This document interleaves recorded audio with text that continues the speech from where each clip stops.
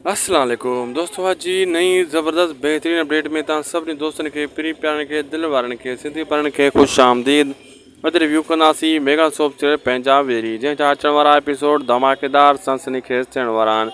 दोस्तों, तव्हां ॾिठो त कीअं चाकर खान त हाणे पर आहे कोन, लभे कोन थो चाकर खान जे लाइ सभु परेशान आहिनि। दिलावर उन खे छॾाइण जे लाइ जेका ट्रिक खेॾी उहा सांवल ख़तमु कंदो। सांवल अहिड़ी गेम खेॾंदो हाणे इन डिम फुल खे ऐं दिलावर खे, यानी डिम फुल खे पकड़े सांवल ऐं दिलशेर खे चाकर खान वारो जेको दिलावर गेम खेॾे पियो उन खे तबाह कंदो।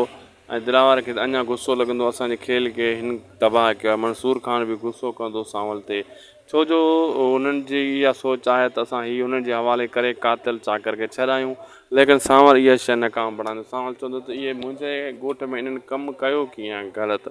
यानी अचण वारा एपिसोड ज़बरदस्त थियण वारा आहिनि, बेहतरीन धमाकेदार थियण वारा आहिनि। इन में तव्हांखे सुठा सुठा सीन ॾिसण वटा मिलंदा, कहाणी बेहतरीन मिलंदी ऐं रोमांचिक सीन बि ॾिसण वटा मिलंदा। दोस्तों, असांखे ॾींदा इजाज़त। शायदि खोसो वर्क यूट्यूब चैनल खे ज़रूरु सब्सक्राइब लाइक शेयर कंदा।